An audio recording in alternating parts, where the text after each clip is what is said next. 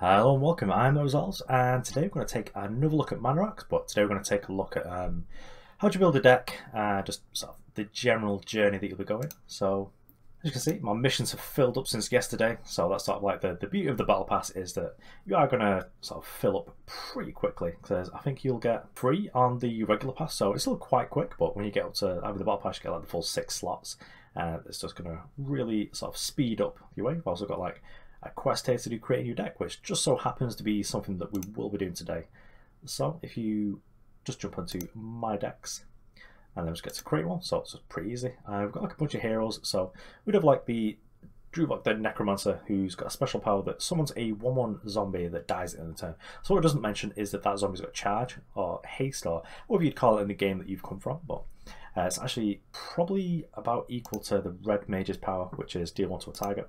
But you've also got, like, because you're playing a sort of like a shadow or a black mage, you've got effects that actually care about sort of disposable units. So you've got a spell that costs 2 that basically kills a unit, and that unit's controller draws 2 cards, and you've got things like sacrifice for other effects. So that power's pretty nice. They've got like the illusionist here, so special power is just someone has 0/1 illusion barrier, so just buy some time, because generally blue mages tend to be doing something a little bit more spicy, so maybe they're doing something like causing your opponent to overdraw as a way of removing things. So if you do something like there's a spell that bounces all units to their owner's hands, and then you cause them to draw any cards, anything that would then overdraw them is just discarded. So it's sort of like a removal suite thing that you can do. They've got like Ilarion, the Forest Elf, and she's actually pretty good because the Forest Elves are pretty good into ramp, and they've got like a bunch of ramp payoffs. There's like an 8/8 for 8 that has like a endurance and hexproof, and the others are pretty good as well. So we've got like Astrid. She's pretty similar to the Gold Hero, but her being able to deal to any target is just a little bit more modal, so you can use this to sort of finish off things in combat. And early game, I think this probably applies some pressure against anyone trying to play something like a 2/1. Though generally we're playing this in sort of like a more aggressive style of deck. It's just still pretty good if you want to try and play something a little bit more controlling, where you're just using this as like an actual removal spell. Then of course got like the Snowcap Shaman, so like give +1/+1 to attack creature. That is permanent, so that stays. So anything that cares about buffs or just anything that just wants to really rumble with the opponent, you can sort of stack up here. There are a couple of units that are sort of small but have like nice effects. So there's a 1/3 for 2 that when it has played draws a card. The next thing you can turn is for 2/4, and it can rumble pretty well because it's going to just like chew through. It's going to chew through anything like a 2/2. And this sort of effect that give +1/+1 is sort of similar. It's sort of like halfway between sort of like the Dragon Mage and the Elf Mage. But then my favourite right now is Hannah the Dwarven Roy, which his special power is deal 2 damage to target enemy hero. That does count up, well, just add up in a couple of the matchups, because you do have other spells that are generally trying to burn your opponent out as the dwarf, and you've also got relics that copy your hero power. So there is, I think it's like Anvil of Lothar or something, that when you give it a tickle every turn, it's going to deal 2 to your opponent. So you also put your opponent on a real clock and be able to kill them out of combat, which is nice. Dwarves as well have got like a sort of weird mechanic where they'll sacrifice power to get an effect. So they've got a 3/3 for 2 that when it enters play deals 1 damage to a target, so it can kill off an enemy unit or just like hit your opponent in the face for like an extra damage, but it will cause you to sacrifice one of your mana crystals. So today, what hero would I like to build? I mean, I know what I'm doing with dwarves, so let's just build a dwarf deck. I've no idea in there. So as you'll see, dwarves got like a lot of cards that I've not unlocked yet with the Battle Pass, and then Shattering Wave just being like one of the more potent ones that I used to play with when it was in like really closed beta. Just ramp up to this, play this plus a big threat, well, play a big threat plus this, and then just like kill your opponent with the big threat before they're ever able to rebuild. And then looking forward to unlocking Jafar, because Jafar was generally pretty easy to play after this, because you'd play this and they'd have like ramp spells, it's like Sunstone, to be able to sort of go wild from there. So that's really like the dwarf aesthetic, actually, just like a bunch of big cuddly men's. So let's try to build a deck. Generally, when you are just starting out and you're at the beginning of the Battle Pass, beginning of the season, you're not going to have too many cards in one faction specifically. So you do get to play with generics, which are down here. So you get stuff like Blue Hill Ogre, which is very exciting, but there's some more exciting things like I'm a big fan of Precipice Lancer. Cave Mage can be good if you've got spells, so in a fire deck this is sort of nice because it will increase the power of spells. Acid Hound, I still think that's pretty good. It will deal 2 damage to a hero like no matter what, even if your opponent kills it. And just some other things that are just sort of like universally good. So like Twin Soldiers is just going to play a 2/2 and a 2/1 for free, which is pretty good because it's going to float out the board, and it is sort of aggressive and defensive at the same time, just because of the way that combat works in this game, where your opponent sort of does have to attack through your units before they're able to attack you. So let's build a deck. So I'm going to put all the yellow gold cards I do like first. So I like Throwbacks. We're not going to play Lapidary because we're just probably going to want to try and play like a beatdown deck. Although this is actually real good. Throwbacks is good. It's just a removal spell that draws you a card, and it can actually hit the opponent's face. So you're able to like finish the game with like your draw a card on the stack. Our Dwarf's good, just like a really good body. The alert is basically vigilance, so you can attack and it stays on the front line at the same time. So get to attack your opponent and keep your unit in place to be able to protect your face or other like back row units, I guess. So play 2 of them. Okay. Hand from the fire, this is the spell I was talking about. It's like an artifact, so it's going to stay in play, and it's got 3 counters on it, and each turn you get to use one of those counters to deal 2 damage to your opponent, so there's getting a lot of reach out of that. I've got Twin Soldiers, actually like them. Probably put them in later. Then we've got Jerry's Hammer, which is going to deal 1 damage to a target for each card your opponent has in their hand.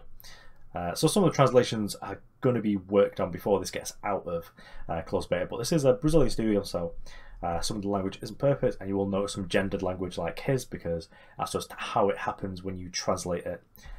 So similar to if you know about Paulo Via Davidarosa, when he used to speak about opponents, he would always say he, because of like that's how the language translated to him. And Jim's not minus the card, not seen before. Game 1 hero minus all in turn, lose 1 charge counter. It's probably pretty nice with like Dwarven Warriors, but here's a Dwarven Warriors. I should really like this card. So they destroy 1 of your hero manners, and then it has the shout or end of play ability, which is going to deal 1 damage to a target. Then Avil from Lofar, works pretty nice with this, but don't really need it. And then Slingshot is just going to do 1 damage to a target creature, and you lose 1 charge counter. So we do have like an artifact theme going on with the elves, and then I guess we'll play Skin Dwarf. It's just like a free spell that receives 1 hero mana until end of turn. So you can sort of like spam stuff out. So maybe on 3 you can play this plus a free drop or something. On 2 you can play this plus a 2 drop. Sort of, it plays for itself as like a free card. So in terms of other cards we want to play,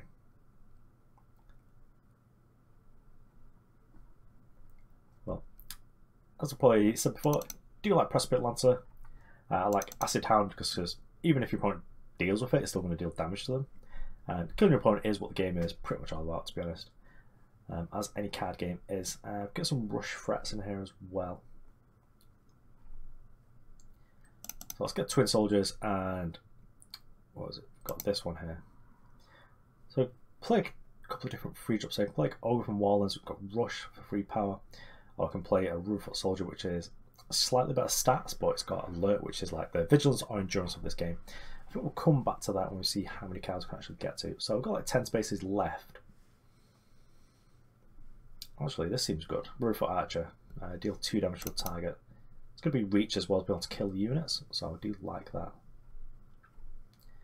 I think we might nearly be able to build like a sort of mono gold deck here.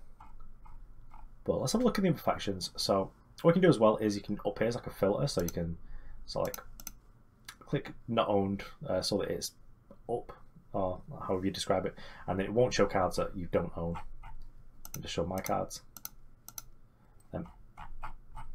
My cards being up here is not show the cards that you own, so you can sort of see what you've yet to unlock. And you can see there's some good stuff here. Like this is sort of a theme within the dwarves, is that they get to destroy their own mana, but they've also got ways of like being able to generate it. So like Gem Cut, which makes sorceries cost less, and then they've got like a Junk Golem, which whenever you use an artifact, you gain 1 hero mana. So you can sort of overcome this sort of this way of paying for other stuff. So let's go into.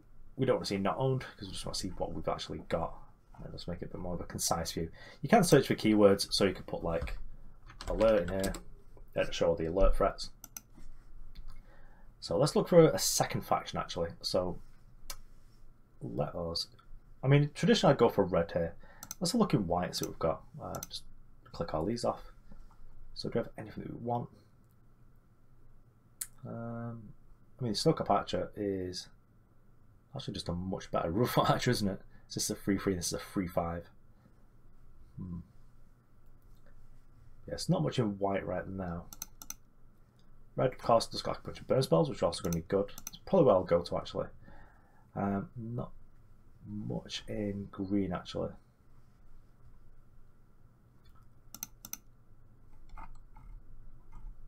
Yeah, I've been playing mostly just like white, gold, so probably that's why. I do like Flurry itself is real good. This was going to enter play. Give you one +1 to your hero max mana, and that is permanent as well. I'll go blue. Bounce spell, which is kind of nice with like the burn theme that we're going for. Black. Just like some sort of expensive removal spells and card draw, so let's probably go for fire here. So let's go for burn, I think. Just deal 2 damage to like any target, it's pretty potent. I get to deal a bit of a lava hand, just like a rush threat. When it dies, it deals 2 damage to you, but as we're like the aggressor, that's probably fine. Mega Flow, I sort of like this because it just deals 3 damage to the target enemy hero, and these gain 2 power back, so it's just like more in the burn theme, but just only go to the face.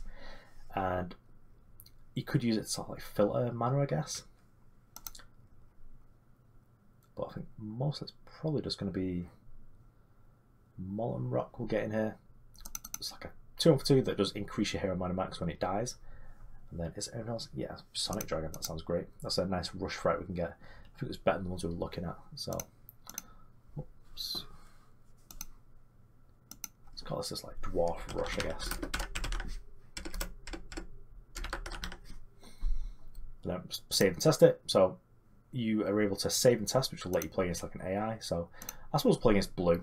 Why not?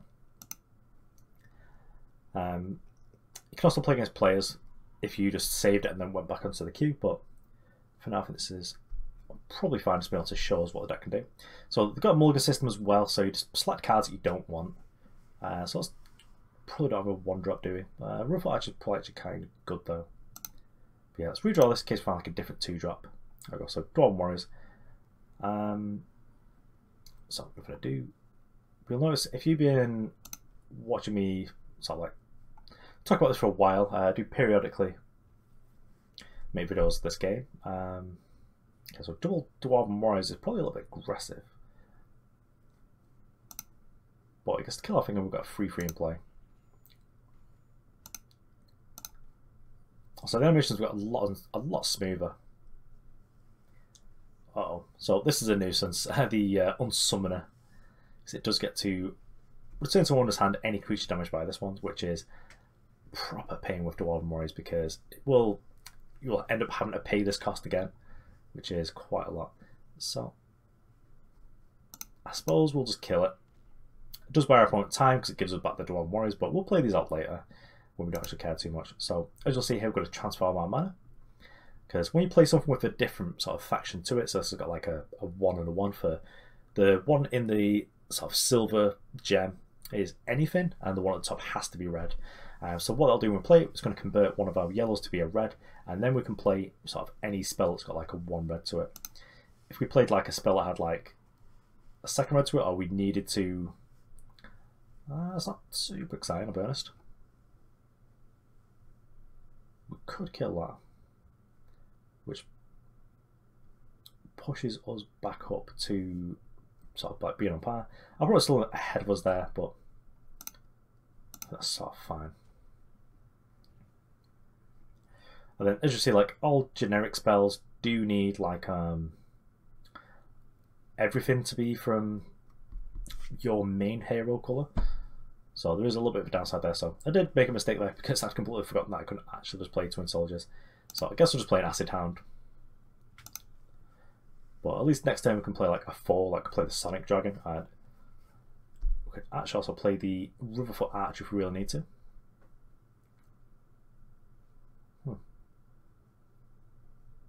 So actually, this seems it probably works out okay for us. Because if we twin soldiers this, let's play Slingshot, so I'll show how an artifact works. So artifacts, you just like click on them and they do the thing, and this is just going to boop this for 2 damage. Just attack it, and then we'll just play our twin soldiers out.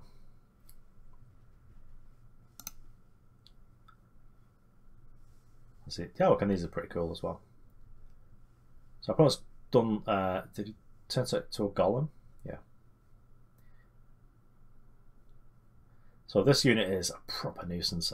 It's a 4/3 for 5 that gains control of any creature with 2 attack or less, which is really nuisance. But fortunately for us, they used living artifacts, which turned our slingshot into a 3/3 golem, which actually trade into this. So I'm sort of okay with this, really. So what else we want to do here? We can double dwarf warriors, which is pretty cool. But I think I'm actually just going to play Riverfoot Archer, because that'll kill this. Could trade this off, but I'm just going to make our trades. So you can see there's a bit of a downside to actually going 2 factions or multiple factions, but you can mostly overcome it just by... Oh. So opponent has played something on this, which means that if it dies, they draw like 2 copies of it, which is a real nuisance. So let's see if there's a way we can actually deal with that. So we've got 4 damage here. It is going to be paralysed when it deals damage to it, just because that's how Medusa works. So she will paralyse any creature damage by this one, so basically just get stunned. But we still get to keep our things. And you see that stun is sort of something that blue mages do. And then I think this triggers, so they should have like 2 copies of it in the hand. And let's actually just play something out. Armor Dwarf will do. We've also not had much time to use our hero power, so I brought us at quite a high life total, whereas normally they might not be. Okay, so I was going to draw 3, we're going to draw 2, so they are slightly ahead in this exchange. But let's basically play the Skim Dwarf for free just to ping something off. So I may as well just kill this.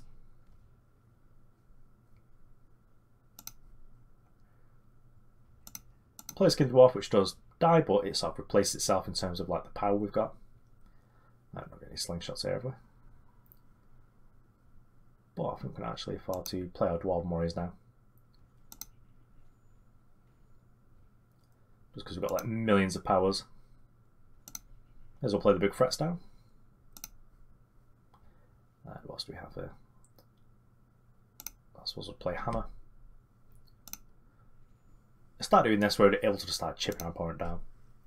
Because my opponent's taking 4 damage a turn out of combat. So here you go, like here's another blue mechanic. Anything that we overdrew there would have killed us. Well, would have died, not killed us, but died itself. But this threat is such a nuisance.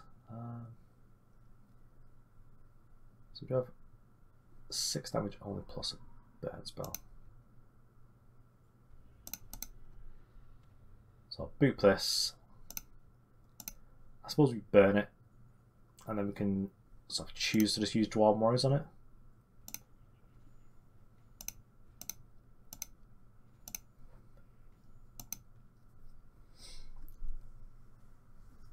Just like a bit of an uphill battle there, because I think that the Mindbender here is using like a full collection, and counter sorcery is sort of fine. This is sort of like the way that counter spells would work in this game, where you play it first as like an artifact, and it'll just like counter the first one we would play.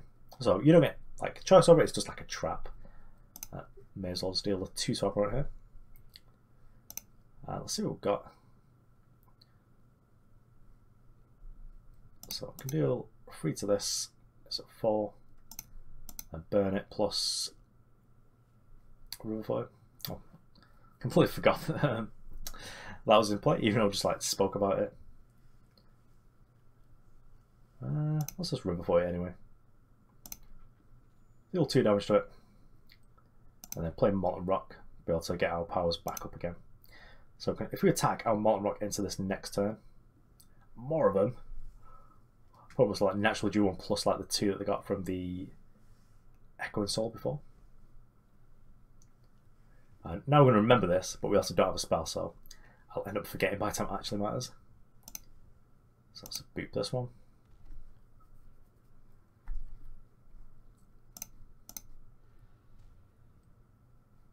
And let's play some Armored Dwarves, I guess.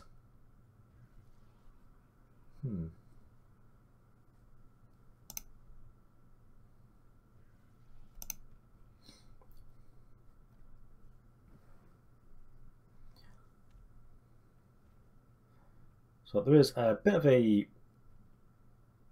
Okay, so I'm also playing illusions now, so this is fine. That's a bit of a divination there just to draw to. Okay, so throw axe, we now need to be mindful that this will pop this. So if Paul want to play a turn, we play like another spell. And then I guess we'll just start chewing through these.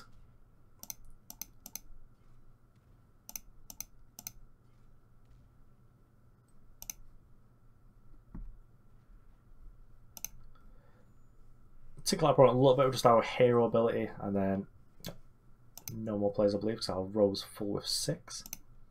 So that's sort of like a downside that our opponent's going to have by playing all these sort of illusion effects that will keep them live, is that they should be able to play any real threats after that. Okay, so that's one bit of feedback. That Paralyze All could perhaps have been a little bit quicker. Okay, so deal 1 damage to attack for each card your opponent has in their hand, which is currently 1, 2, 3, 4, 5. So if we do this plus this, we get to resolve one of them. This one will draw us a card. So let's do this, it'll get countered. And then we get to throw an axe at them. Still does damage, but also draws a card. And we can't play any threats because our board's full.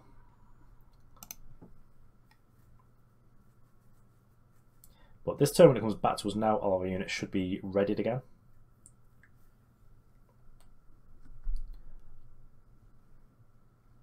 Okay, so how do we want to fight through this? I suppose we can fight the twins into this, but actually late enough in the game, what I think. We'll throw one of our free ones over here. And then our other one. Because we could just rebuild quite quickly enough, actually. So if we use our dwarves here, because one of our hero powers, but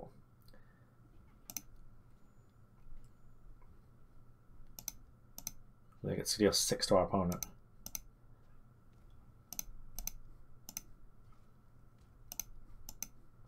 It's also a lot smoother as well. Beat our opponent, and then pass the turn back. I'm going to assume we should be able to win this. Reduces Whisper, just a nice little cantrip, which will sort of stun a unit plus draw your card. So we do have to get past the 7, which is a bit of a nuisance. So I'll probably just give away like worse units. So I'll play Lava Hound now. I'll trade into this with the little twin. Then we can deal not quite lethal, but close enough where it will just happen next turn no matter what. Just boop. A double acid hound opponent shouldn't be able to beat. Because they're at 1 and these deal 2 damage no matter what.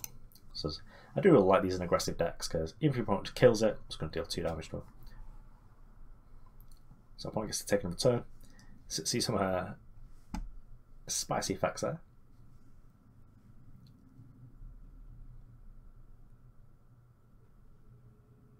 Oh. Well, this is fine because we're going to kill him the old-fashioned way. Bib. Let's kill him with the burial effects. There we go, we won. We probably did a couple of quests there as well, so we should be able to level up as well and get back to the home screen.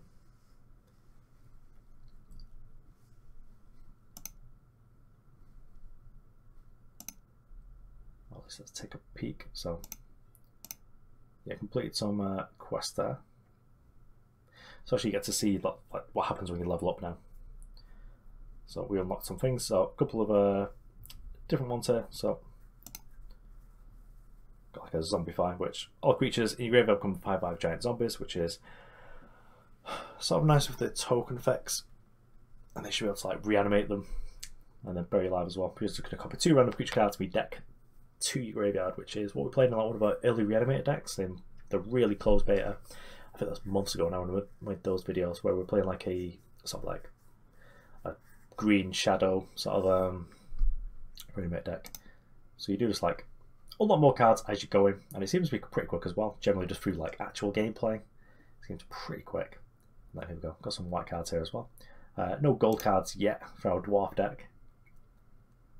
And then we're not far off, like less than 100 to be able to level up. And yeah, so that's that. I do have more codes to give away, so I think I've got about 7 left now. I gave away about 15 in the last video, and I've got some more to give away now. So if you are interested in giving the game a try, just let me know in the comments and I'll reply with a code that you will be redeeming via Steam. If you're not sure how to do it, then just let me know and I'll give you the actual steps of how to do it.